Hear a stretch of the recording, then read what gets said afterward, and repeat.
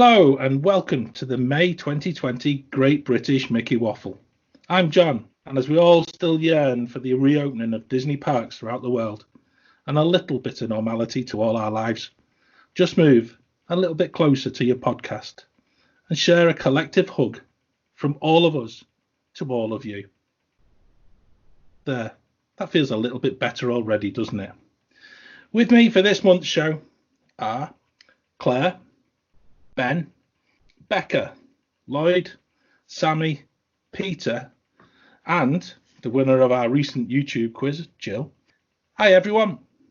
Hello. Hiya. Hello. Hi. I hope you're all keeping well, staying safe, finding lots of things to do during the time spent in lockdown. And also, before we do start tonight, we do need a special mention for Star Wars Day. So, may the 4th be with us all. Now, following on from our special show about Disney Plus and our YouTube quiz, which so many of you enjoyed, I think that this month it'd be worth sharing a little bit of waffle about Disney live action remake films versus the animated versions.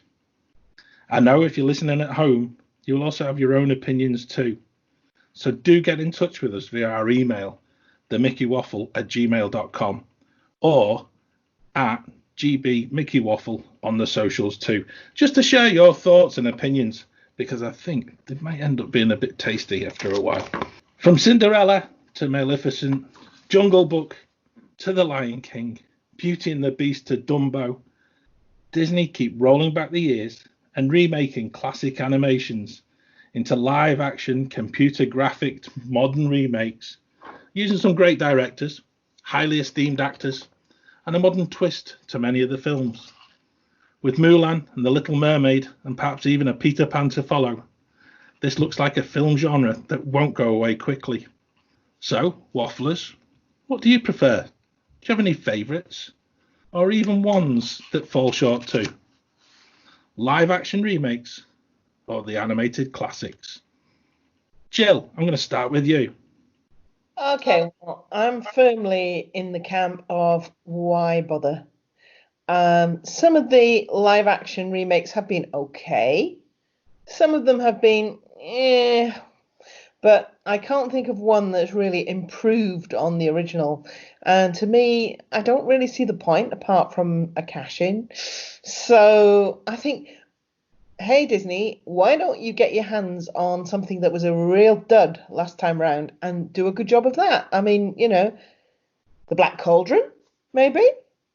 I mean, it can't be worse. That's a great call there, Jill. I must admit, I'm gonna keep my views to myself, because I do find that I get on my high horse about this a little, and I've promised myself I'm not gonna make a mistake of being vocal. Have you any other thoughts about it? I quite enjoyed Aladdin. I thought that was quite good. Yeah. Maleficent, I really could not get on with at all. I really didn't like the way they did the fairies. And I just thought it was too much of a different thing. It was kind of like, oh, let's do a Wicked. And Wicked's already been done. But there you go. Nice. What a cracking way to start. Sammy, what about you? So, I definitely agree with some of what Jill said. It would be really nice to see them bring back some of the older ones or some of the more underrated movies. Like you say, Black Cauldron, the Atlantis one. I can't exactly remember the full name right now. Someone can help me, Claire. Isn't it Atlantis Lost City? Yeah, it's something like that. The one that's got Leonard Nimoy in, anyway. Like Sword in the Stone and stuff like that. I know that's kind of been done known with Disney and stuff, but I understand why they're doing it. Why wouldn't they? It's a different take on the animation, and it's a different take on getting money. I guess. And we still all go and see them. We all still go and watch them, whether we like them or not. But I definitely do like some of them. Are they an improvement on the originals? Definitely not. But the recent Aladdin, I loved it. That's definitely my favourite live action remake so far. And there's some of them I really didn't like Cinderella. I just found it really boring. But then again, I'm not the biggest Cinderella fan of the original. I love it, but I don't like watch it over and over again. So yeah, I see why they're doing it and stuff, but they'll never beat the originals unless they do more underrated and more kind of less beloved animated movies, I think. I see your point there, Sammy. At the same time, if they go for the underrated ones, it's more of a gamble, isn't it? Yeah, 100%. The most successful ones, people paid in the first place, and they'll pay again now to see a kind of reimagining of it. But the underrated ones, you've got to do really good job of marketing it and a really good job of the movie to see any sort of return. And as you said, coming back to the money, that's probably unlikely for Disney to do, especially now as well. Yeah. No, I totally understand like that. I like I said, I see why they're doing it that way. I just wish they would maybe take a bit more of a gamble elsewhere, but that's just because like you're gonna have that polarizing opinion, and there's not going to be anyone who will say that they like the live action better than the animation, or at least you're not going to find very many. And that's what we're trying to do tonight, and trying to see exactly where people are sitting with this. Lloyd, what do you think? So I think a lot of these animated features are so old, 20 plus years old. It is good to see what modern technology, modern skills, modern techniques could do with the movie, and still using the core story and the core feel and tone of the original. See if you can take it to that more of a special place or somewhere slightly different, maybe make a slightly different end product. But a lot of what they're doing, you look at Beauty and the Beast, it's almost shot for shot in some places. They're just taking the animated feature and refilming it exact shot for shot in some scenes with live actors. So you're not really taking it to that next place. So yeah, it's back to that skeptical view of, do you know what? It was successful for us then. Let's find another way for us to re-wrap it up and sell it again for a second time. And I in contrast to what you and Jill said, I didn't like Aladdin at all. I was expecting a lot from it, and I don't know. I maybe just need to see it again. I don't think Guy Ritchie was the right director for it. Oh yeah. But do you know what? To be fair, I need to give it another go. I don't know. The tone of the direction didn't feel quite right with the story, and Jafar was miscast as well, I feel. Yeah, I wasn't the big. I totally agree with you there. I wasn't the biggest Jafar fan, but I think every other main character was fantastic. I'm going to big up Will Smith here. I'm a Will Smith fan anyway, but I mean, who else could you imagine taking on Robin Williams? Like, you can't. No one's going to be happy with anyone who takes that role. But I think if anyone could have done it justice, it was Will Smith. And personally, I think he did do it justice. He was good. You know what? He's very, very good as the genie and the character of the genie. Yeah. I just think that the songs were too big for Will Smith. Oh yeah, like he can barely sing. Like he's a rapper, like we love you, Will Smith. I love you. If you listen to this, Will Smith, hi, big fan. But he's a rapper. Do you know what I mean? Like he I love the fact that you think Will Smith listens to this podcast. I mean, he messaged me the other day to say that he does. He may do. You never know, guys. The power of Twitter moves in strange ways. But that was one of the downfalls for me. Yeah, and when he was taking on these big songs, I think it fell slightly flat. Not key flat, but just the songs didn't quite hit that crescendo you wanted them to. Yeah. And I think that's what I was waiting for. And because it never got to that point through the whole movie, I think that's why, just the whole movie fell a bit short for me. But I'll do it again. I'll give it another shot. As the caliber of you two critics, who Jill and Sammy. Got a feeling I'm missing something. If you two like it that much, then I'll give it another shot. All right. What were you saying, I have to say, I did like Jasmine's new song as a song, but don't necessarily think it belongs in that film. I think it sounds like a sort of an attempt to write a Let It Go too. And as a song, I really liked it. I just don't think it quite belongs in that film. The cracks are starting to show. I start this little one drop of the waterfall and everyone else jumps in. like sing by myself here, but I totally disagree. That it's so weird because the song sounds weirder now in the movie now that I've listened to the full version on the album, which is 100% the better song, rather than being in two pieces. But I just think I love that scene where she sings it like after the guards kind of have her and she's trying to stick up for herself, and I think it's a stunning sequence. I really love it. And I kind of love Jasmine in this movie, and I'm so glad she got a song because she deserves a song. She does. I like that. Yeah, Peter, what's your view on all of this? Okay. First of all, I'm not a fan. Just like probably everything else. I think the problem is that you're willing to suspend your disbelief less in a film than you are in an animated film, because the animated film is expecting you to suspend your disbelief anyway, if you understand what I mean. Yeah. And I think that is at root the problem. Again, I did not like Maleficent at all. Aladdin was good. I wasn't keen on The Lion King. It just wrecked it. That said, none of them are as bad for any of those who can go back that far as Popeye. If anybody remembers Popeye, I do. It was awful. It was dreadful. But that's my problem with them, is that they're trying to recreate something in live action that only really works well in animation. I was going to add, I can't disagree more. Most movies that we watch can make us have to suspend our disbelief, like Harry Potter, Lord of the Rings, like all these things aren't real. So why can't a Disney movie do that? Because Disney movies have a predecessor. Harry Potter doesn't have a predecessor, so we accept that as the world of the film, whereas these have a pre-life, and that is what we accept as the original.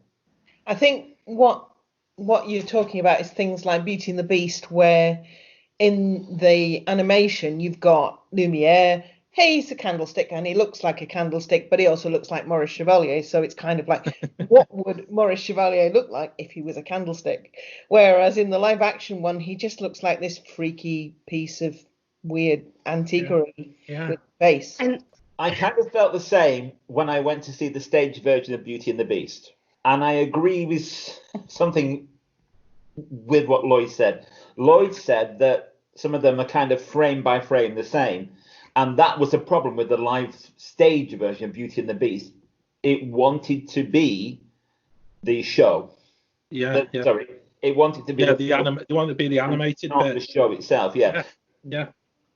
Which is why The Lion King worked, because they managed to take it completely somewhere else. I don't think the films managed to take it far enough away from the original to make it work. And that's my view. That's brilliant. No, I really appreciate that, Peter.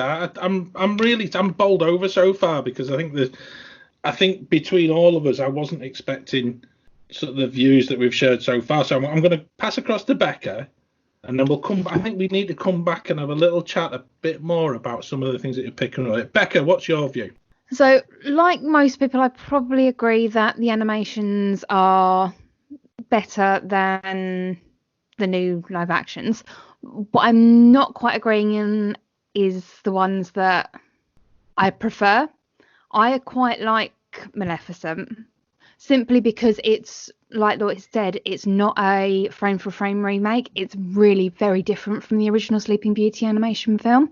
And that's the one reason I'm looking forward to Mulan as well, because while the basic story is the same from the trailers, it's going to be a very different story. I did love Aladdin, even though it was fairly similar to the animation. But I liked what they did with Jasmine's character. They changed her character. She wasn't just a almost submissive kind of sitting in the corner waiting for her prince kind Yeah. of princess. No, I know what you mean, Becca, because She actually I knew think what that's she wanted. yeah. I'm sorry, she never was. I'm sorry, she never was. For her culture, she was quite brave. Yes, she was for her culture, yes, but she still was happy for a man to rule her kingdom from the outside if she found the man that she loved, not ruling it for herself. Okay. Female empowerment. No.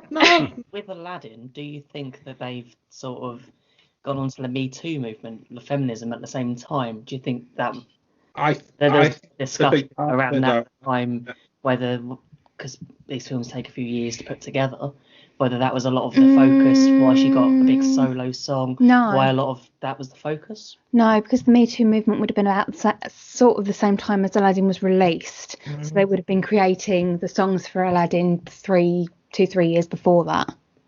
I think it was a conscious choice, like, to make her like a stronger character, because although like I hear what you're saying, Peter, like in the original, you know, she was like, I'm not a prize to be won and all that, but like I feel like it was a lot more, she was a lot more strong, and she spoke up for herself, and she had that whole big monologue and stuff. I think that was a conscious choice, Becca, so I understand what you're saying. To be fair, in the stage musical, again, she has a lot more agency as a character, so I think that's kind of a journey that the character's been on for a while. Yeah, I would also say as well, Becca, I think your point there about Mulan as well, and I think as an original animation, I think it's not one of the biggest hits that Disney have ever had, and I think what we will find is this time it will be recreated, reimagined with an awful lot more sort of softness, especially looking towards the parks in the East. And there's a big opportunity there for Disney, isn't there? I think it's going to be a lot more respectful of the Chinese culture as well. Yeah, I'd agree with that. I think that's a big part of that film, and when it does come out, I really hope that they do it well, because if they do it as crassly as the original, I think Disney would lose a lot of face. Yeah. Mulan's one of my top 3 Disney movies. So like Really? Don't and people listening to this podcast, you can't see Claire's face, but she made a very horrified face when I said that Mulan was in my top 3 Disney. I just love it. I love it. It's not very memorable. You say that, but actually a lot of people, I know it wasn't brilliant at the box office, and everyone thinks everyone's forgotten about it, but there are a lot of people that do love Mulan. Yeah, like Mushu is memorable. Yeah, really? Mushu is one of the best sidekicks, and the music in the movie is fantastic. Yeah. So, yeah, the top 3. About the animation in Mulan, the animated version of Mulan, is the manly, big, gruff-speaking soldier. The tough guy. Yeah. The funny eye. Yeah. He's the queen of Broadway. Yeah, Harvey Feinstein. Yeah. Who's like Edna Turnblad in Hairspray, and yeah. There you go, you see. Yeah. Yeah, so all these people are listening to the podcast, and you're sitting there and you're thinking, I've not learnt something new today. You go, just like me, I've learnt something new today. Now you know Yao is a queen. Just one more thing I want to pick up on. Yeah, go on, Becca. You know when you were saying, Peter, about not liking the live animations because they're not the original stories. Technically, the animations aren't the original stories either, because most of them are based on fairy tales. Yeah. I never said that I didn't like them because they're not the original stories. They were just sort of unbelievable. They weren't as believable. Yeah. Yeah. This is why I think Mulan could work, really, because it's taking the same source material, but it's just doing something very different with it by the sound of it. So yes, I agree. Yeah. We'll just have to wait and see. I think it's more like the original source material. Yeah. Cool. No, that's great. That really is. Go on, Claire. Your turn.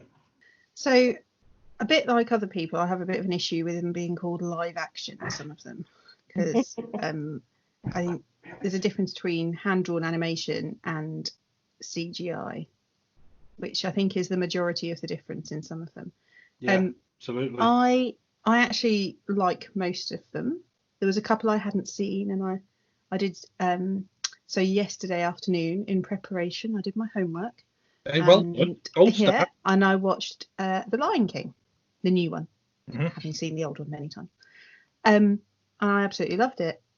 So I hadn't seen it at the cinema. Other people in my family had.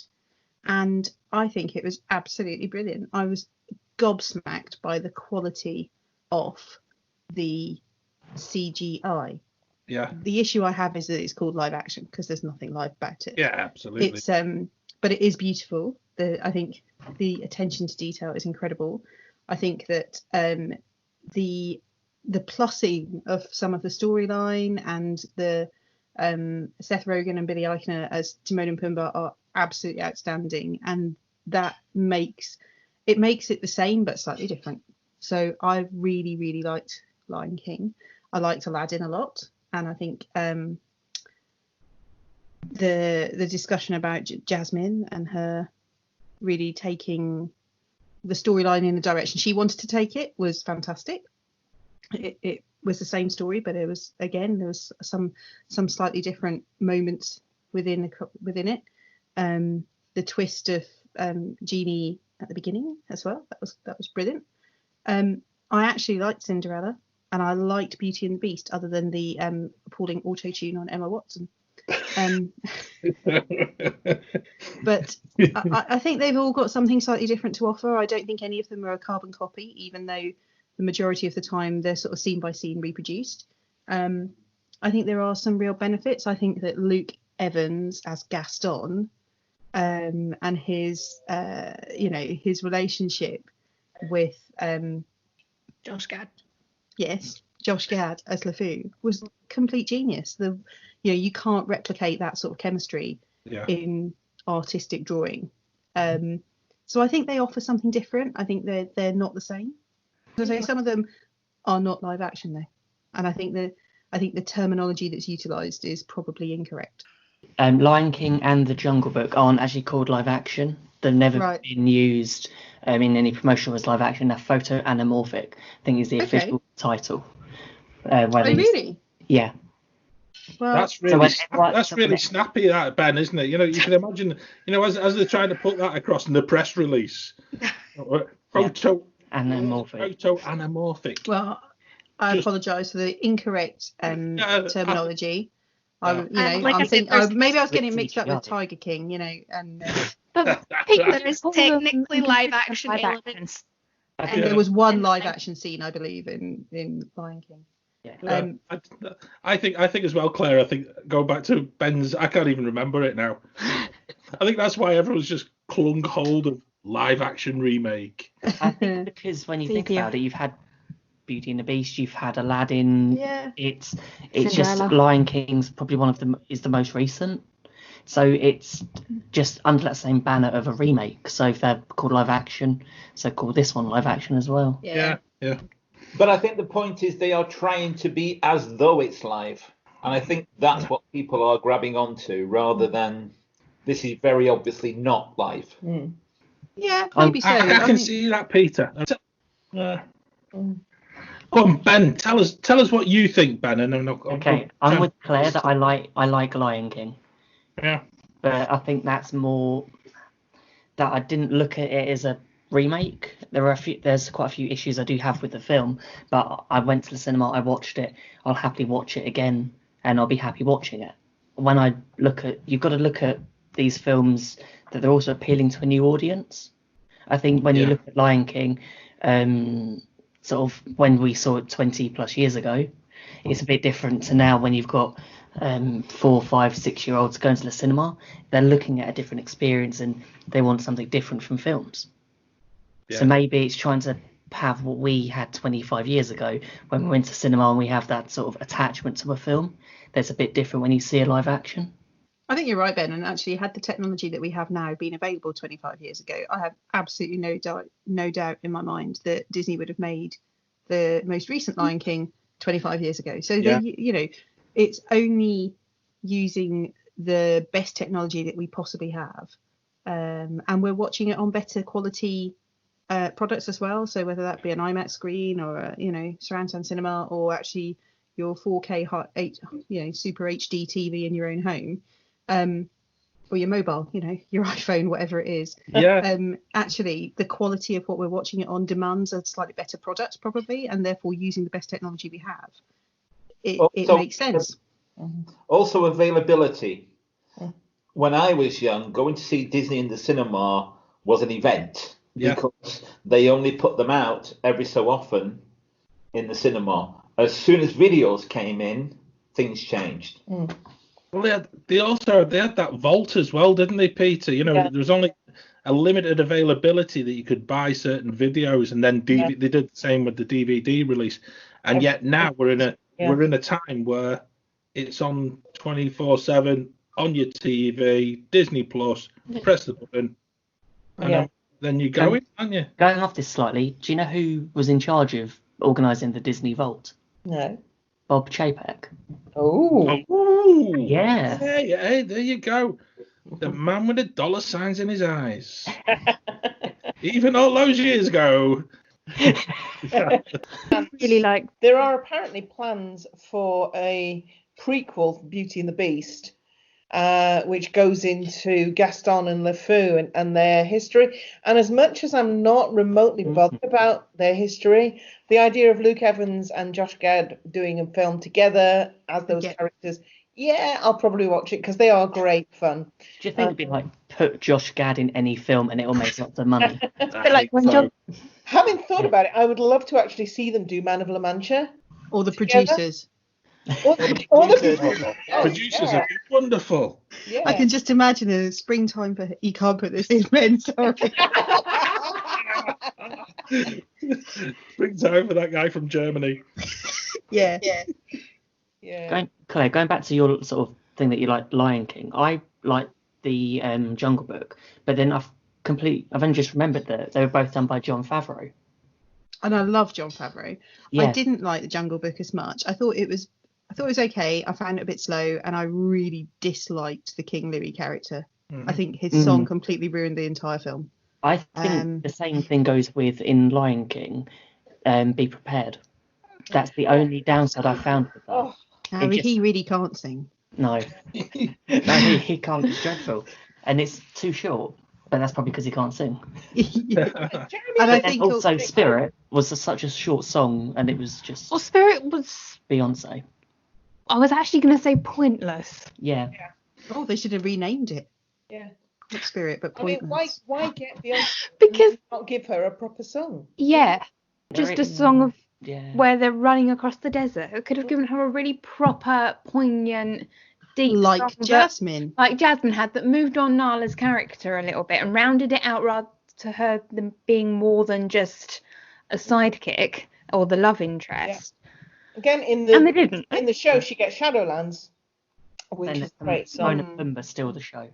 I actually really love the way. I'm not the biggest Beyonce fan, and she could stop singing anytime she likes for me. But I love the way she played Nala. Because Nala was feisty, and she wasn't having, she could have wiggled her head from side to side and shaked her hand at Simba. She would have done. She was brilliant. It was there was no messing about. She was telling him, and I loved that. I think it was a really different way, because obviously in the original cartoon Nala was just insipid. When we met Daisy in Pete's Silly Sideshow, and she's dressed up as Madame Daisy, fortune teller. Yeah. And I said, if you can tell the future in your crystal ball, can you tell when Donald is going to ask you to marry him? And she did the hand thing, single ladies thing, put a ring on it. Oh. Looking over at Donald over the other side. Classy Daisy. What does everyone think of the new live action that's due to happen soon, go straight to Disney Plus, of Robin Hood? I don't know. I'm somewhat disappointed that they're not going to release. They're going to do what they did with Lady and the Tramp and put it straight on Disney Plus rather than release it at the cinema, because the original Robin Hood is amazing. Yeah. Although the original Robin Hood doesn't really have much of a plot. It has as much a plot as story does. Yeah. See, for me, Robin Robin Hood's been Hood done to death, though, hasn't it? Yeah. makes me think of Robin of. Is it the one that was on? Robin of Sherwood that was on. Yeah, Yeah. Robin. Robin, Yeah. The hooded man. Yes, that's what I remember. Thing is the animated. Wasn't he? Mel Brooks did Men in Tights as well, didn't Oh, he? that was brilliant. Yeah. There we go. Yeah. And then the one with the Bryan Adams song, but we don't talk about. Ooh. Oh, Maybe it's just one of those things. It is better off if they're going to do it, put it on Disney Plus. yeah. Then So are they going to it do them? hasn't got the as human pressure of it.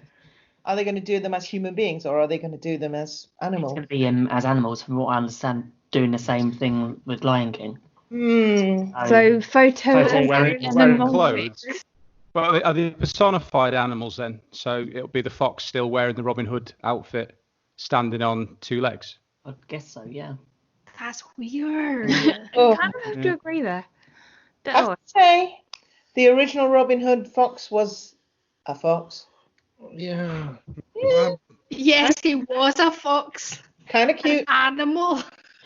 Oh, sorry, I thought you were talking about Michael Praed. Can we bring it back to the earlier conversation? Claire's still thinking back to ITV on it. Was it a Sunday night or something? About 5 o'clock, and Michael. I was very young. I was a small child, but I do remember it.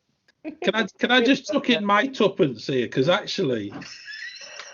Sorry, John. I realised we hadn't had the chance. No, because I'm just aware, because I'm going to touch upon something that I think everybody's hit upon this, and I'm really surprised listening to all of your viewpoints on it.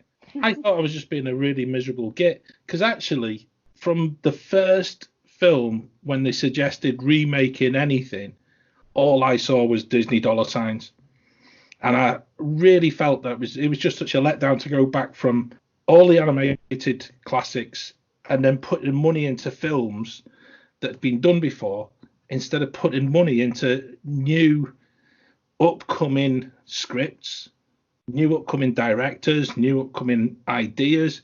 And they've kind of closed all of that down. You know, if you look back to the 70s, would Disney actually ever have looked at something like Star Wars?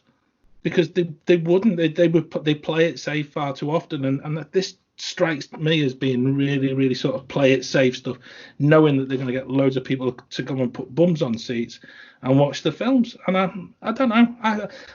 I'm really surprised, because actually I'm with you, Jill. You know, going back to your original point, I deliberately set out not to like any of these animated films.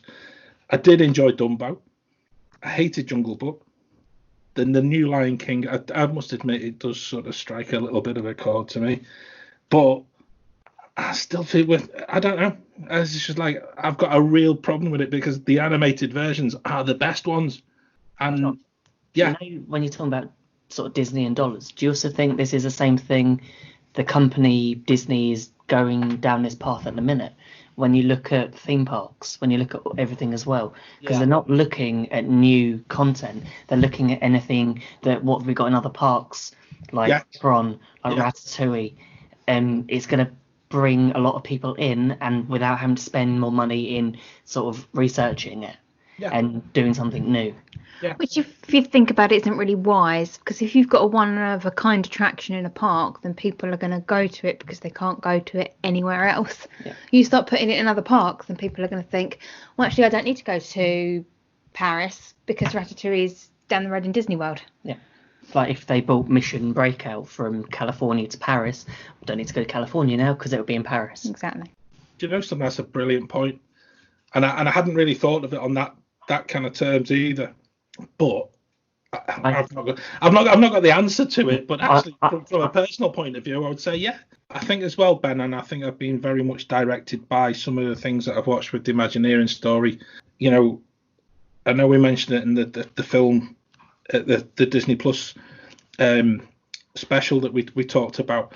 In the Imagineering story, it always appeared as if those in the creative department of the Imagineers were the ones who were the first ones to get cut when the budgets were cut, and they're the people that you would really hope that somebody somewhere would be looking at actually investing some of that creativity, you know, and not just remaking another film for the next amount of time. I think as well. I think you look at the ability to actually put something new out there. How many James Bond films have we had? How many remakes have we had of different things? I'd love to go and watch something really new that really captures my attention, and I think Disney are missing a trick, really. So we watched Onward earlier this year, and it was nice to see a film that wasn't a sequel from Pixar. Yeah. And I'm so looking forward to when Soul gets released, and was it Raya and the Last Dragon? There's a lot of films that are due coming up in the next 12 months that are new, are different, and it'll be nice to see that sort of influence happen throughout all of Disney. I think also Artemis Fowl is new to Disney at least. Yeah. And that's an original story for them. So I think there is a silver lining to this, but I just think they're going to keep pumping these out until they run out of Disney classics. Also, I think as live action films, Disney have really struggled for years to get a really good, solid live action film that everybody loves. And since the first Pirates of the Caribbean, really, that was probably their last live action big hit. So there've been quite a few live action films in later years, Tomorrowland, Wrinkle in Time, that have just landed with a thud. Even some of the older ones, like Haunted Mansion. I mean, I quite enjoyed Haunted Mansion, but I know it didn't do brilliantly. Yeah. Are we looking forward to Jungle Cruise? Definitely. Yeah. Yes. Yeah. The other one as well, Hopefully it'll be the next Pirates, as it were. I'll tell you what, Jill, I know this goes totally under the radar so many times. Tomorrowland is actually a really good film, and it's enjoyable, and it had a whole lot of really good merch that they could have actually invested the whole of that Tomorrowland sort of theme on, and there was a whole lot of pins that they missed out on as well, Maybe this is a topic for another day, which is underrated Disney films. Yes. Yeah, very possibly. But I still feel that we're missing. I'm surprised tonight. I'm really. I thought I was the one that was the miserable git, and I was going to sit here and be the one that sort of. You still are. Don't. Yeah, you still are. I delight in it. John, what's happened is that lockdown has affected everyone. This is the effect. That's what it is. Maybe that's what it is. The other thing I was going to say, John, is that I think, unfortunately, even before we all ended up staying indoors for a bit too long, I think Disney is probably heading into a period of necessity of financial stability. Oh, absolutely. They're still trying to bail out the cost of Shanghai and all the other developments and Epcot and all of that stuff. I don't see the potential coining it in from a remake of a popular movie to stop anytime soon. I think that's going to be their bread and butter, pay the bills for the next few years. So absolutely, and just like it was in Walt's day, and I think we've really got to look at that. The amount of times that the studio nearly went bust. This is a time unbeknownst in the modern era, and they really do just need to it's belt and braces. Get through. Yeah, it is belt and braces and stuff. Let's see where we can get some money. It was bad enough, and now the parks have been closed for 6 weeks at the cost of some obscene amount of money every day. I bet Bob Chapek's glad he took over that job. The banks are willing to fund them, though. The banks have been quite kind to them, and are still being quite kind to them because they've let them borrow, extend even more and borrow even more. So 2 Disney Pixar movies I would be intrigued for a remake for, right? And this would be controversial. If you got a good director on board and a really good production company behind it, could do all the backgrounds and everything, right? First one, Coco. I think with the afterlife, if someone could really create that. Do you know? Yeah. But that would work as a live action. I've seen the band in Epcot last summer doing the live music to it. And the way that the Mexican pavilion actually, it really pervades the whole atmosphere of the film.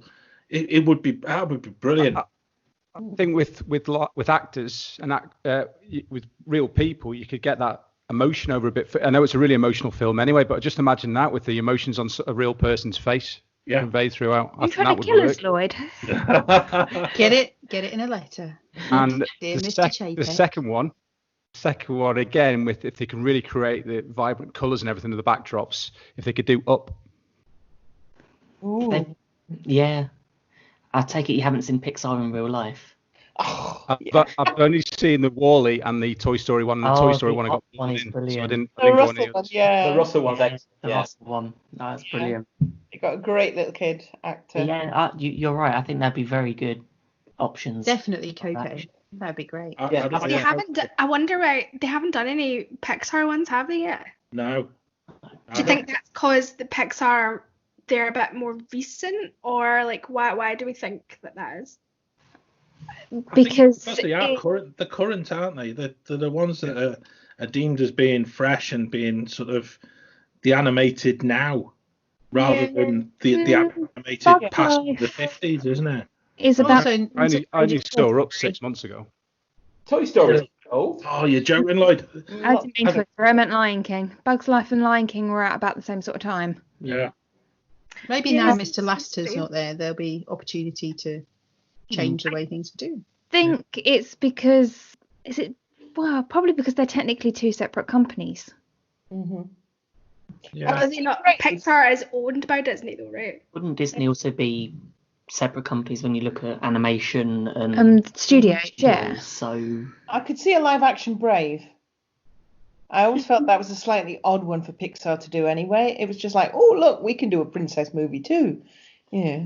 do you think it was like Not at the time they brilliant didn't have much to do and Disney were like had too much to do, so they thought, Here, "Hey, have a you go. can have this one. Huh? Yeah, Maybe. have a go at creating a princess." Yeah. Mm. Yeah, not great. But I suppose it would be almost like, back to your question, it would almost be like saying, okay, Star Wars, do a Marvel film. Mm. Yeah.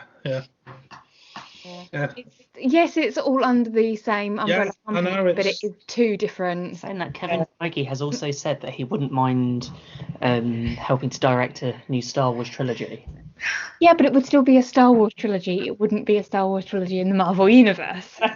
Okay, we sort of having a crossover like What If now and just have Darth Vader met Iron Man. I think we're Iron Man will win. realms of the unknown. I'm still want to go back to Lloyd watching Up for the first time. But actually, Yeah. Did you cry? I still can't watch the first 20 minutes of that film. No. It's amusing. Yeah, I know. It did hit me hard. It's like I'm a hopeful romantic, and it was just like the first bit. But I kind of sensed where it was going, but yeah. And the Am way I the only he pushes the person mailbox that every cries time more then on their later on in handprint. the film when he realises that actually he's had this great adventure with his wife. Yes. Yeah. Oh, when the house but so it disappears comes- through the that just comes clouds, and then you see it later, though. on top of the cliff. yeah. I think as well, and I think this is the thing. I think that really sort of epitomizes a lot of those original animated classics. When you've made something that is so good and so completely definitive of a story, just like Up is, Lloyd, as well. Why would you want to go and change any of that? Because actually, everybody looks at Carl Friedrichsen, and actually, he might be animated, but he's actually real. He's real to all of us. Yeah. You know? And I think that's where I think it goes back to that point that was made earlier on about, with the animation, you were there. It was real life as you watched it in the cinema. It was something of real joy. The other thing is when you have sequels. Does a sequel, when you look at Pixar, are the sequels better or are they needed versus like the original film? I think that might be another topic for another episode as well. Yeah. You can say I agree with that, Becca, because we've had that discussion in that house. It's ironic. We were watching the Imagineering story earlier, and there was a quote from Walt about when you finish a film and you hand it over, that's it. You can't do anything more with it. It's done. Yeah. I've lost interest. And you think, wonder what he'd think now. It's why he went into doing like theme parks because it's something exactly. never ever finished. Yeah. A whole bunch of people now saying, actually, go and redo it. Yeah. Do you know something? What an amazing discussion, and I've got to admit that I was expecting a whole long list of films that I needed to go and get into on Disney Plus and actually make my mind up about. And some of your views tonight and some of your views about the animated classics, and then also about the computer-generated era in which we live. All of that has really given me food for thought, because actually, you know, some of your ideas tonight have really blown me out of the water. So an amazing big thank you. And let's put it across to our listeners. Let us know what you actually prefer. Do you have any favourites? And actually, do you have any recommendations that we need to go and actually find out for ourselves? Anyway, we need to move on. And now it's time for one of our regular features. It's our penultimate carousel of questions, where I'm going to be asking Ben the questions. And also, with just one remaining, if you've got a list of similar questions that you'd like to ask our team to answer, just send them by email or get in touch with us via Facebook or Twitter and ask us the questions, because we'd love to hear from you. So let's hear what Ben's carousel of questions were.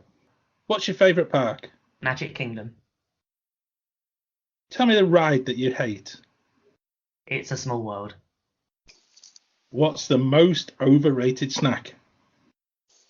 Mickey Premium Bar. What's your favourite transportation mode at Walt Disney World? Friendship Boat. What's your favourite table service restaurant? California Grill. Which resort haven't you stayed at but want to more than anything else on earth? Grand Floridian. What's your favourite car park? I don't drive, so I'm going to go Animal Kingdom. Typhoon Lagoon, Blizzard Beach, or Volcano Bay? Typhoon Lagoon. Galaxy's Edge or Diagon Alley? Galaxy's Edge. Early morning or late night park visit? Early morning. Keep the Magic or Backstage Detail? Backstage Detail. And what's your favourite other podcast or vlogger about Disney? Tim Tracker. And the last one, on-site or off-site? On-site.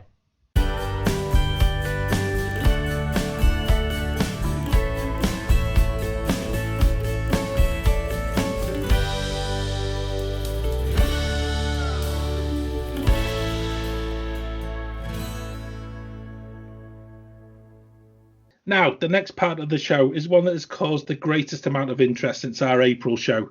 No, not the April Fool, but the knockout quiz of the decade, which saw Nemo controversially omitted in favour of the Lion King show. If you thought that was harsh, then you're in for a treat again. 4 new tiers to choose from, and I promise plenty of tears to come. Are we ready? We're going to play It's an Attraction Knockout.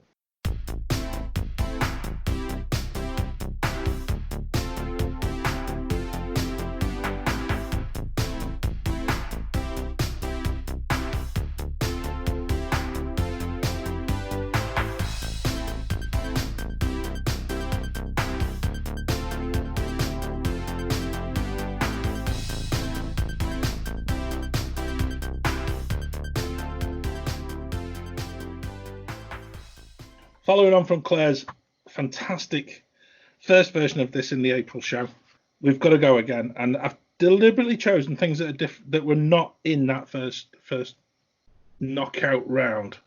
So, Group 1, which of these goes through the next round? Tower of Terror, Test Track, the Tomorrowland Speedway, or Dinosaur? Tower of Terror. Instant. Tower of Terror. Test Track. Test Track. Tower of Terror. Test Track. Tower of Terror, even though I've never been on it. Okay. I've never been on Mission it. Breakout. You've just busted me quiz sheet's gone already. It's gone already. Version though. Right. That was Audience, Sammy went for Tower of Terror. Lloyd went for Tower of Terror. Yeah. Claire. I didn't say anything. I was letting everyone have their Oh, moment. there you go. People butting in. There you go. Peter, what do you go with? Tower of Terror. Jill. Tower of Terror. Ben. Oh, they changing their minds again. Controversial. The That's indecisive such a massive couple. line all the time. Walt Disney Even the World, single I'm rider going- line on Test Track's ridiculous. I'm going Test Track. Test track. Claire. It's really hard because I love making the ugly cars on Test Track. That's the game of who can make the worst looking car. But a very good friend of mine has the absolute affection for Tower of Terror. She will And I kill would- you if you don't say. would- I would yes, be doing her an yes. injustice if I didn't put Tower of Terror. Now, having been on that ride with her and seeing how much she laughs at me screaming, I absolutely have to go for Tower of Terror. I think the theming's amazing though. It's very clever. See, it couldn't be on my list because I haven't done it. Whoa. I haven't done it either. Well, I mean, the Jill. chicken exit. Team Wimp over there. But Yeah. like Yeah, Ben and Becca, come Yeah. on. I think, Ben, you need to get your application form into Jill for Team Wimp. I know. I have done I- indie though. Yeah, when I went to the one in WDW, I asked for the chicken exit, as I always do, and the guy showed me to a lift. Yeah, It's actually a lift. yeah, it's brilliant. WG version, which I think, oh, that's mean. But there was this little boy in there with me, with his mum, and this little boy was looking a bit apprehensive, and his mum was kidding him that it was actually the ride. Oh no! And Oh, That seems a little unfair. when we got to the bottom, I was like, yeah, you did it, really well done, brilliant. And he was Aw. just like, oh, look at me, I'm so brave. I want to do it, but I think I'd prefer the themings on Guardians. It's Mission Breakout than I would. You've got to do them both. Yeah. But it's, I don't know, just You're terrified of lifts. yeah, that doesn't help. Yeah, that definitely would okay, not. there we go. Yeah. That'll be right. Okay, John. I mean, Oh. Terra's already won, but like, Yeah, and I would surprise everyone if I said dinosaur, wouldn't I? So, I do love Dinosaur. do you? Dinosaur would be my second. Bone shaker. Oh, like No. it's like I'm scared of it. Like I totally close my eyes through most of it, but like I love it. I only like dinosaur for the very end. It's the end audio where he turns around and says, "You made it." I And you don't. would. We're not gonna make it. We're not gonna make it. Yeah. We made it. I knew Yeah, you no, would. irritating. Quality. I love Test. Oh, I love clear. Test Track, but there's only one winner in this whole round because it's the best ride I have ever been on, and I've got some amazing photos. So yeah, it's just brilliant, and the theme in the whole thing is just it's Tower of Terror all the way for me. Hell yeah. Right, round two, or group two. Are we ready? This is Hopefully even it'll worse. be just as easy. Yeah, this is even worse. Yeah. Ready? So, Toy Story Mania, Soaring, The Seven Dwarfs Mine Train, or Star Tours. Oh, That's There was a big intake of breath from the Ben household there. Yeah, stuff. you got three of my favourite rides on that list, Oh, John. no. So I can go straight in here. Go on, Claire. No question. So I've said before, I can't bear soaring. I don't like heights. It makes me feel ill. Okay. I absolutely will go for Toy Story Midway Mania. Yeah. The re-rideability of that ride is Yeah. incredible. The minute that you step off, you want to go back on the queue. You just want to go round and round and round. And I really hope the cast members that work there really do that before it opens up. I hope they go around testing, getting really high scores. You couldn't do it. Your hand would cramp up the second or I was gonna third time say, round, wouldn't it? If your Claire, hand doesn't Depends hurt, if you you're not practice doing or it not. right. Claire, Depends if you practice.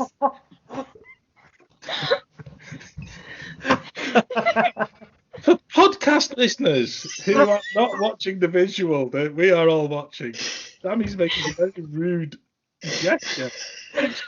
Just pulling the ball on the string, isn't she? Hand's got to hurt. You with a nice little. How competitive is your family? Very.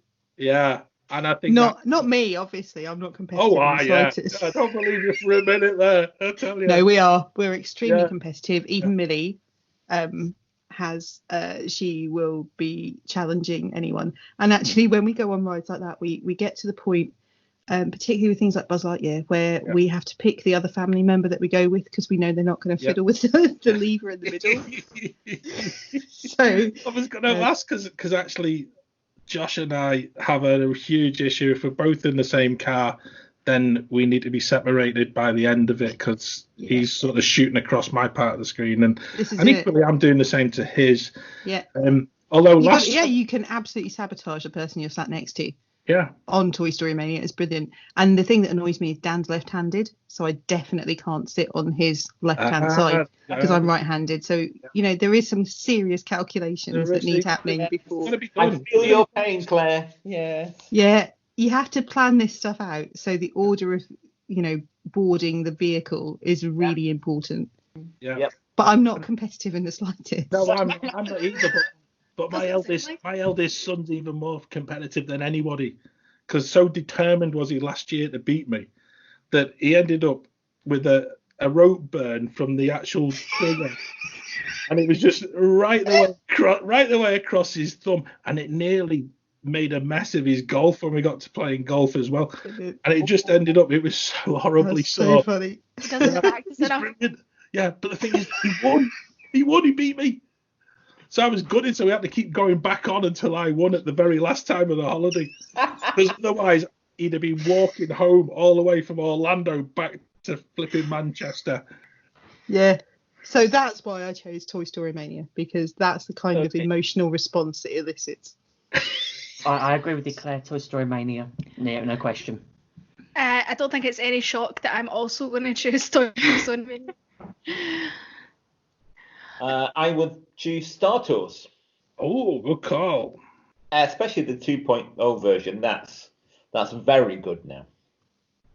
But I'm never the spy, so... I've been the spy once. I've never been the spy. Have you ever been that guy on the Monsters, Inc. laugh floor? Oh, yeah. No. I'm always that guy. I want to be that guy, and it's not fair. They're sexist. I want to be that guy.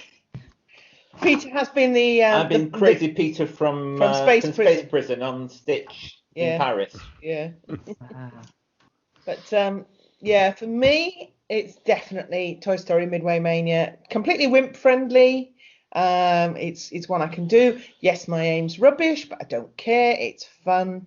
I even tried the game that used to be able to get for your phone to try and sort of do a bit of practicing. Didn't help. And I can't see 3D properly either, but, hey, it's fun. I think on the they used to have a game on the Wii as well, didn't they? Yeah, they do. Yeah. My kids thought they'd buy that one year just with a little bit of practice before they go on holiday, just to try and see if they can beat me. If I put it in the show notes, there is an official guide, or not, it's an unofficial guide of how to get the highest points on Buzz and where to aim on Toy Story Mania to get the most points. So I am one of those people that researches it in the queue line. I have scored.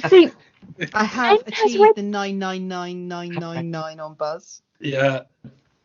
With the help from whoever it was who needed the vehicles to stop so they could board. Oh. Thank you very much. I once saw a thread on I think it was on social media somewhere, where someone was complaining about the fact that Buzz kept stopping when they were on it, and I was like, this is the one ride you want it to stop. Praying that someone needs extra assistance. We broke down on Buzz, and I think ours was the only one going round that it kept our points. So you sat waiting for it to move, and I was there shooting. Yeah. And just saw my points go up and up and up. You just find your sweet spot and keep on cheating. And then sort of when it got really high, and then it just moved, and it's like no, but it was good. Then by the time we got to the end, it reset. So that's not good. The first time Emma went on Buzz Lightyear, she was with Brody.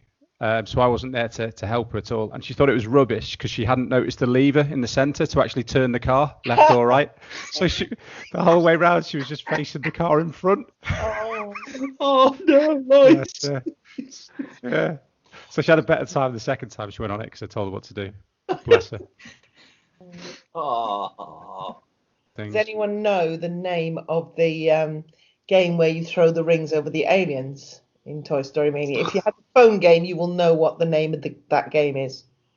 Isn't it Ring Toss? I was going to say it's Alien Ring Toss. So, no, the name, certainly in the phone version, was Buzz Lightyear's Flying Tossers. That's a translation error. Oh, smutty Matches people. the. I kid you not, that was the name of it. I could well believe it. Well believe it. Right, so I haven't voted yet. Yeah. Although it's already a foregone conclusion. No, it's not. No. We're all right. Right, so I love Toy Story Mania, Toy Story Midway Mania. However, I can't get around without my hand hurting, and I always start to tail off on my performance about halfway around. So that's why that's not getting my vote. Soaring, I love the music, and it always, you know this already, like it does touch me, the music. But I'm gonna follow Peter and go for Star Tours because it's awesome. And even on the newer Galaxy's Edge ride, it's the only place where you can still do the Death Star run. It's not even on any of the new attractions in Star Wars Galaxy's Edge, but you can do it on Star Tours, the new one, the 3D. It's the first place that you could get that hit of Star Wars in Walt Disney World, and it's still just brilliant. Love it. Right, so Becca, what about you? Well, like Claire, I don't like soaring. I'm not a fan of heights, and it makes me feel sick. I like Seven Dwarfs, but like Ben said, it's too short. I do love Star Wars, but my competitive nature means that it'll have to be Toy Story. Oh, yeah, that's interesting. I'm going to make sure that there is a vote for soaring, just because I adore soaring. I just think it's the most brilliant thing. And you've probably all seen my T-shirt as well of making the Eiffel Tower straight again for the new version of the show, which I still feel they've got a bit of work there still left to do. But I love soaring, I really do, and that's getting my vote there. So there we go. Without a shadow of a doubt, Toy Story Mania makes the next round. So Group 3. Now for the next two sections, I've tried to make it a little bit easier because actually we're going to reduce the options to just 3 to keep the subject tight and with a focus clearly on Magic Kingdom. It will also allow anybody who wishes to do any of this quiz in the future the opportunity to deal with shows, fireworks, etc. from the other parks. So there's a bit of a plan brewing here. Group 3. Main Street Electrical Parade, Spectro Magic, or the Disney options since October 2016 of no evening parade in Magic Kingdom. Well, I haven't seen any of them, so. So it's yours option 3. Yeah. Oh. I'll pick the one that I want to see, and that is the Electrical Parade. Okay. That's good. Of what I've only seen Main Street Electrical Parade because we didn't go when Spectrum Magic was there. But from the YouTube videos I've seen, I prefer Spectrum Magic. So that would be my choice. Okay, Becca. I'm going to choose the same, but for a different reason, because I know how much you love Spectrum Magic, John. I'm saying nothing. Absolutely nothing. I'm trying not to influence the vote whatsoever. Too late. So yeah, Spectro Magic. Just for our listeners, John is holding up a sign that says "Vote Spectro Magic." No, John's holding up a sign saying you never voted for the Nemo show in the last show. Hell yeah, bring it back. Yes, we will never forget. We're making it up to you now. Go on, let's move on. Claire. I have experienced all 3 options. Mm-hmm. And I love the Main Street Electrical Parade. Mm-hmm. I really do. Yeah. And having done Keys to the Kingdom tour, I went in the sheds and visited the light bulbs. That was fun. Yeah. But I will definitely go for Spectro Magic. The music for Spectro Magic just is incredible. Definitely atmospheric. So yeah, Spectro Magic for me. Okay, Lloyd. Where's the voting like at the moment? Not that I'm being tactical. I'm not telling you. I just wanted to recap. Lloyd, pay attention. Where have you been? I'm paying attention. I just can't count at this time of night. You need to know that information. Lloyd, we've got people listening in their cars who can't keep count on fingers because they're trying to and listen to us at the same time. One I've seen live, one I've seen on YouTube. So I'm going to go with live. Main Street Electrical Parade. Okay. Let's go to the Jill and Peter household. Okay, I think for me, it's got to be Main Street Electrical Parade. It's the only one that I've seen live. And also, it was the first visit that we did to a Disney park back in DLP. We stayed very, very late and we watched it there as well. So it's a show that I've seen in 2 parks. And yeah, I know the Baroque hoedown gets stuck in your head, but I love it. It's cheesy, but it's fun. I haven't seen Spectrum Magic live either.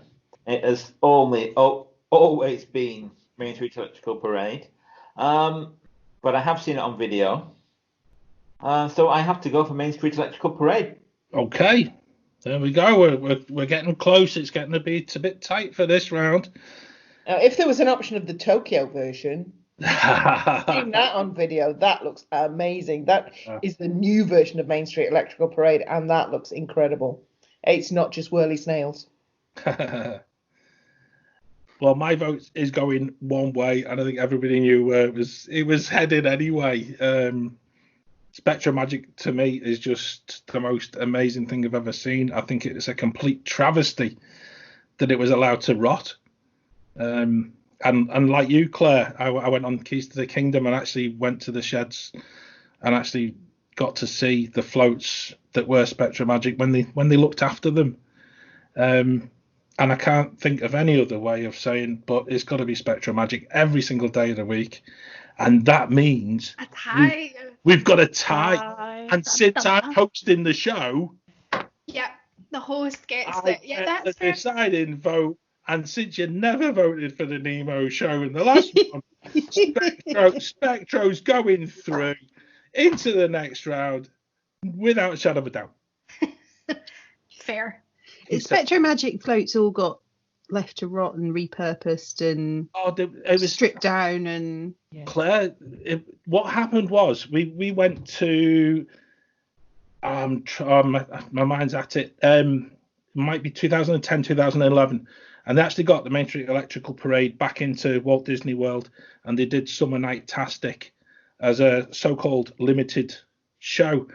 Now the Main Street Electrical Parade ride vehicles actually required an awful lot of work doing to them at the time, so they actually put them into the sheds, and they actually turned all of the lights, the LED, the show and stuff like that, and somebody parked all of the Spectro stuff outside, never had it undercover, and then suddenly wondered when, sort of about 18 months later, because kept hold of the Main Street Electrical Parade, that actually in Florida, if you've got wood on the outside, then things eat it. And it's horrible. It's an absolute travesty because it was completely unique to Walt Disney World. And I think personally, leaving that aside, and I get really bitter and twisted about it. Leaving that aside, the actual music and the actual Mickey float from Spectrum Magic had to be heard and had to be seen, and they were just absolutely incredible. That Mickey float itself was just absolutely full. Talking of parades, do you think we might ever see Paint the Night arrive in Walt Disney World? Because I've seen so many videos of it and it looks amazing in Disneyland, but I don't know whether it would be designed well enough to go.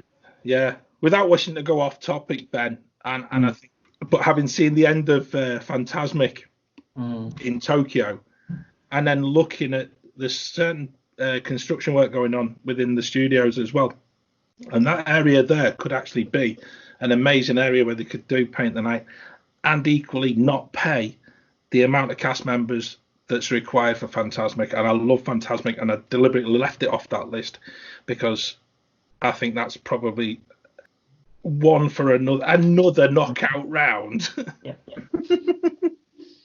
Right, group 4. Are we ready? Fantasy in the Sky, Wishes, or Happily Ever After? Dead silence. This is tricky. This is I'll go first then. Happily Ever After. Again, Wishes is the only one that I've actually seen live. Yeah. If you put Dreams from DLP in there, it would have been a tougher one to call. But yeah, it's got to be Wishes. Again, if you put Christmas Wishes, Holiday Wishes in there, that'd be even better. Hallow Wishes. And Hallow Wishes as well. Yeah, let's go for Wishes. Let's go to Peter next. The only one I've seen live is Wishes, because that's what's been on when we've been to WDW and Holiday Wishes. I do like a more mixed show, something like Dreams at Paris, where you have a more mixture of the fireworks and the castle projection. So, yeah, I'm going to stick with Wishes, though. Wishes it is. Okay. Oh, that took out a bit of arm twisting there. I'm sure Jill's twisting your arm, isn't she? Lloyd.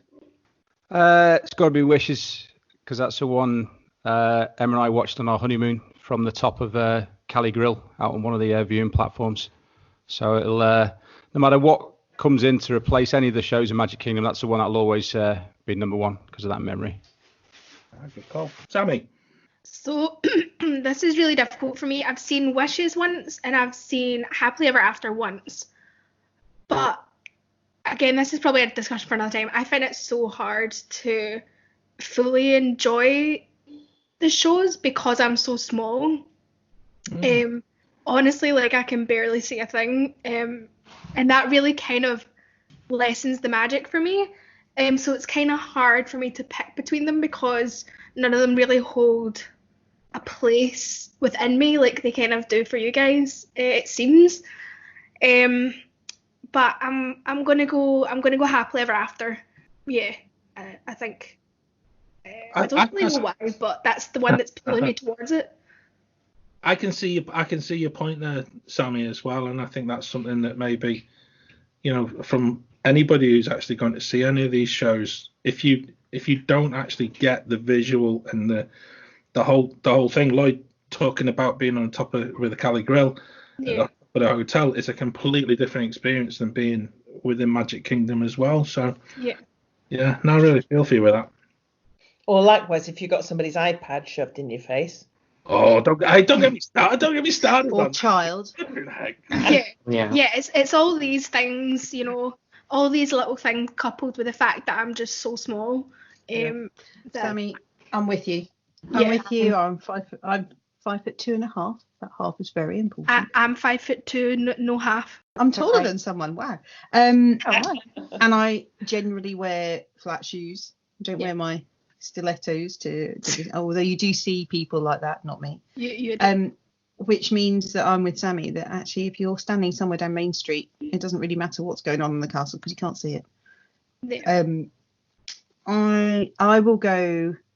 So I went to a dessert party, Tomorrowland Terrace dessert party, one year, and saw Wishes, and it was pretty incredible actually. That there's something about the audio for Wishes with the star and the wishes and all of that stuff. So for me, I'm gonna go Wishes. Very emotional show. I'm kind of sad still that they got rid of it. I'm with you there, Claire, and I'm not going to tell you my vote because actually I'll take all the votes and I'll come to me last, but I know where you're coming from. 1, 2, 3, 4, 5, 6. Who have not heard from? That'd be me. Again, go on, baby. Yeah, I know, I'm not speaking up today, am I? Close to your chest, Becca. Yeah, Wishes. Wishes, goodness. Yeah. Do you know, I'm really surprised at this. We're actually getting such quite a big swing towards Wishes, and I've actually had a huge persuasion from my kids who've actually made me sit down and watch Happily Ever After on YouTube, and I give them their due because they've actually got really good reasons to actually tell me that I'm wrong, and they had me going last weekend. I was nearly in that boat where I was voting for Happily Ever After, simply because as a visual show, it is something that you can never ever try to replicate. And what they were trying to explain, and explain extremely well to me, was the fact that it's not a fireworks show. It's the fireworks just supplement what you see on the castle, and then they actually supplement the audio as well. And it's incredible. It is the here and now, and it's the show which you could go and you could just marvel at every single night of the week if you lived across there. But my vote's going with Wishes. I'm with Claire. It's the emotion. It's emotional attachment.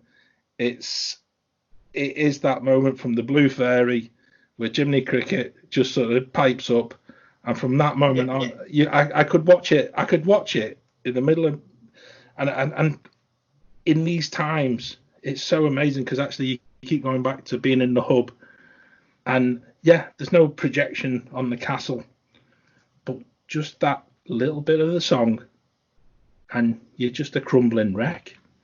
And it's every time. It's horrible, and it's don't know. And I've got to say, I've thought long and hard about my vote, because I think Happily Ever After is actually a much better visual show, but it's got to be Wishes. I think this is why I love Dreams so much, is that Dreams pioneered that technology, really, in that Dreams came first, and the guy who was behind that then went off to Disney World and basically developed Happily Ever After. And I do apologise, Jill, because I did deliberate. I know that you're big DLP fans and stuff, and I deliberately sort of tried to skewer this. Yeah, sure. Really close tonight, because I was nearly. I did my original list actually included Dreams, and I think that would have been. But the Christmas one at WDW that we saw was amazing as well, and that was very much castle projections. And that did amazing things with the castle. Absolutely beautiful. Ben, can we get a vote from you? Yeah, I said Happily Ever After. You said Happily Ever After. I enjoy Wishes. I liked Wishes, but I don't know. Ever since we saw Happily Ever After, when we saw it the night after thing from Top of the World Lounge, I don't know. It's the music. It just resonates with me, just more than what Wishes ever did. It's good to know that it works from a distance, because that's one thing I did wonder with all these projection shows is, are they going to be as good an experience if you're watching from somewhere like Cali Grill or weirdly enough, I wasn't focused too much on that first night thinking about the projections as much, but because where you see them from, the bit where you've got Moana and you just see the shape of like Maui's hook in the sky, you can always tell what's going on. You can see those details better from a distance. Wow. Fireworks. And I think it's just the songs, it's like Go the Distance, just the song Happily Ever After, it's just all, and it's the bit where you just hear Robin Williams' voice, Never Had a Friend Like Me. That's just it's, I don't know, it just brings back so many memories. Yeah, and like I said, my kids have really firmly sort of told me I'm voting for the wrong one tonight. And I've got to say, it's Wishes. But you know what? I don't think there's not a right or wrong though. There isn't, Sammy. There isn't. I think that's That's Do you know what I mean? It's a personal emotion, a personal feeling. So I don't think anyone is wrong. I always preferred Holiday Wishes to Wishes. I think it's a superior show, but it's a shame that they don't have either Hello Wishes or Holiday Wishes anymore, because I think it just steps it up a gear for the parties. And the song after Holiday Wishes. Yep. Oh yeah. That song just gets me every time. I have walked through Magic Kingdom belting that song out at the top of my voice along with it. Oh. Yeah. You know, when I talked about Spectro and when they brought back the Main Street Electrical Parade for Summer Night-tastic, they actually put in the perimeter fireworks for Wishes, and it became it just illuminated the whole of the sky. And if they could have done that every single night, that would have been even more amazing. It's semi-final time, and we've actually got. I don't know where we're going with this. This is sort of going out into the car park and having a fight, I think. So, in the first semi-final, Tower of Terror versus Toy Story Midway Mania. Easy for me. Oh. Easy for me. Tower of Terror every time. Tower of Terror is my favourite Disney ride. Toy Story Mania for me. Toy Story Mania. Tower of Terror. Toy Story Mania. I don't know. Which would I re-ride most? Toy Story Mania. Sorry. You should be making up for your horrible mistakes for the last show, Claire. There is nothing horrible about the last show. It The was fact of the matter was a horrific mistake that was. that Festival of the Lion King won fair and square. No, it didn't. You because let Ben and Becca change their votes. Yes, I did, because I'm kind like that. And they Well- wanted to change their vote, and therefore I allowed it. It's called talking and thinking out loud. Sammy, we're not better. Much. Lloyd, what about you? Purely based on the one which I find a bit more enjoyable, Toy Story Mania. Oh, just stabbed through the heart again. Goodness. Me vote doesn't even matter. Oh. What would yours have been, Where are John? you going though, John? Tower of Terror every time. Tower of Terror for me is just the most amazing ride. In fact, going back to the Summer Nightastic, I think Josh and I rode it 11 times in a row because we had an annual pass, and it was dead quiet. So we just sort of got on. You walk through the film bit, and they just left both doors open, and you just went rode the ride, and it was just amazing. It was just absolutely brilliant. And even now, having been there more times than I care to remember, and ridden the ride more times than I care to remember, there's still new bits that I notice. Yeah. But hey ho, such is the controversial nature of this program. It doesn't make the final, and I won't say I'm gutted, and I won't say that I'm going to throw my toys out the pram again. But hey, we move on to the second semi. I've already done it for you, John. It's fine. Right, here we go. Second semi-final, and this is my worst nightmare. So I'm on the last word here. Spectro Magic or Wishes? Wishes. Not seen Spectro Magic, so. Wishes. Same for Wishes me. for me. Magic. Wishes. Wishes. I think it's got to be Wishes. We're going to see John off here, aren't we? Everyone. Wishes. I've Come got on, John, make it Full House. Do you know something? It has to be Wishes. There's nothing I think I've ever seen in my life so many times that just has the same emotional effects. And yeah, we're going for Wishes. That's it. Full House. Is that the first time we've had a Full House on the whole competition? I'm not sure. So the final, and it's Attraction Knockout round 2. Toy Story Mania versus Wishes. Oh. Toy Story Mania. Wishes. Wishes for me. Wishes. I can't decide. As I lose nearly every time on Toy Story Mania, I'm going Wishes. That is true. He's not It's not only me and John that are better today, is it? Need more practice. Which Ben. is I'm in the same club. I cramp up. Anyway, who's next? Claire. We had your vote. I know, I've been thinking Toy Story Mania, because I'm not competitive in the slightest. Go on, Becca. Has Becca voted yet?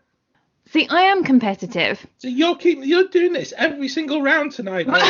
Every single round, you're just waiting off, and just sort of knowing exactly where to get in your last vote. The quiet, innocent one. Yeah, in the corner. yeah, it is, isn't it? I'm competitive, I'm afraid.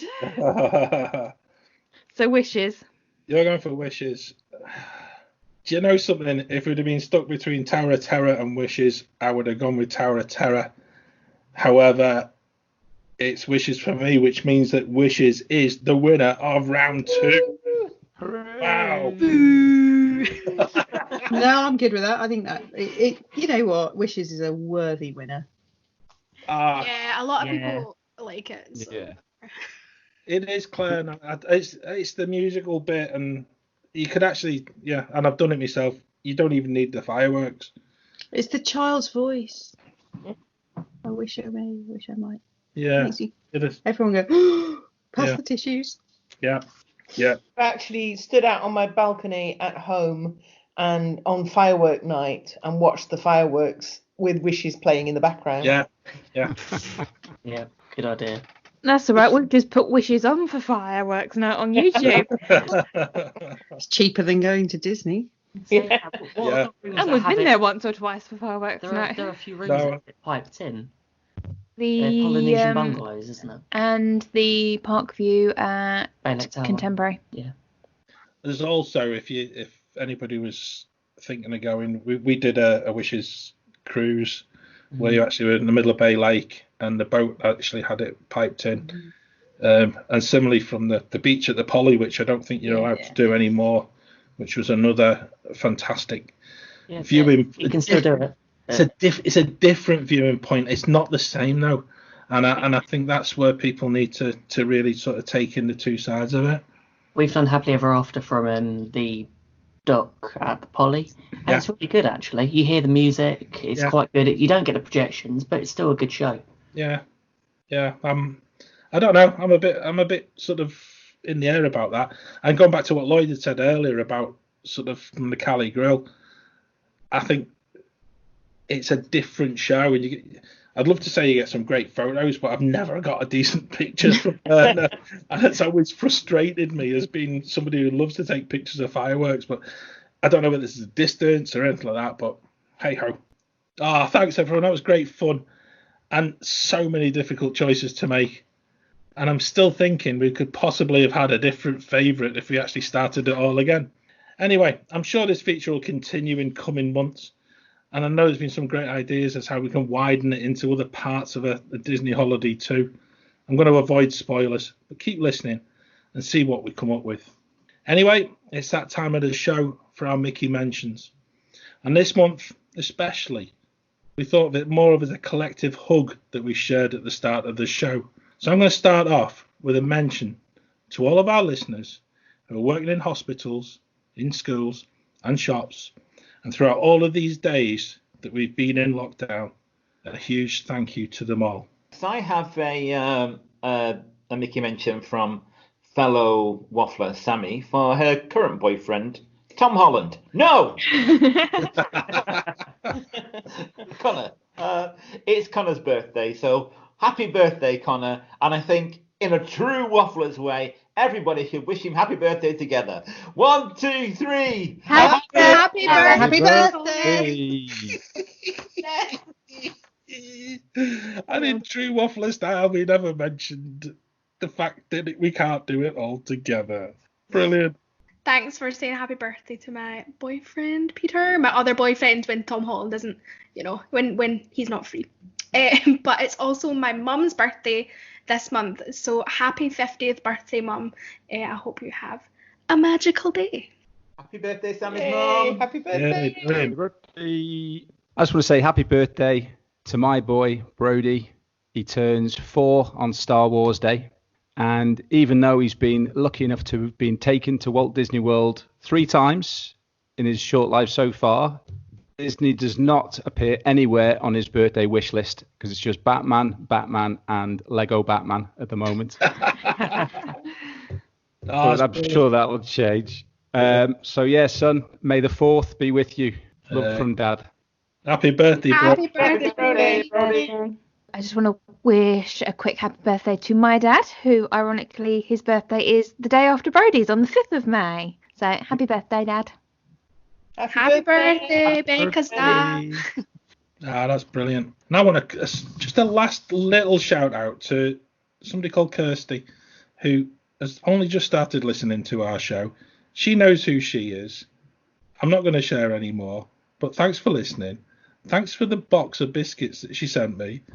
And in true test match special style, I'm going to leave it at that. Well, that just about wraps up the show for this month. But we do have an extra bit to share with you. And as mentioned in our Disney Plus special, we've been on a bit of a journey in the past 12 months. And our first birthday is next month. And yes, as with test match special, cake is very much welcomed. And we've received some amazing feedback from our listeners and from fellow podcasters too. So much so that we found ourselves last month that we were in the top 20 of travel podcasts in Great Britain. And we were listed on a US website as still as 50 podcasts to listen to. Well, that's it.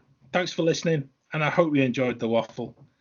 As always, you can contact us by email, themickeywaffle@gmail.com, on Twitter, Facebook, Instagram, and YouTube at gbmickeywaffle. If you follow us on any of these outlets, you get the latest and most up-to-date information about some of the other exciting stuff that we're trying to produce whilst locked down. If you're listening for the first time, then don't forget to subscribe to the show on your podcast provider of choice. And so you won't miss out on any of our birthday fun for our June show. So until the next time, stay safe and waffle on. Waffle on. Waffle on. Waffle on.